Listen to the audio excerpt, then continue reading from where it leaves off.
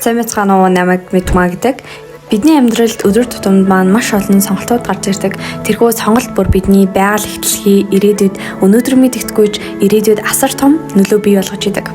Хүн бүрт өөртөө мэдэхгүй ч хийдэг олон сайн байгальтай ээлтэй дадал зуршил байдаг. Харин миний хувьд бол хувц судалж авахдаа сайтар бодож ухаалгаар энэ миний цамцтай тохирох уу, энэ миний өмдөлтэй тохирох уу, би энийг одоо авчгаа дараа дахиж өмсгүү гэд бодож аль болох чанартай олон жил ашиглах боломжтой цөөхөн үедээ хувцсыг ер нь сонгож авахыг хичээдэг.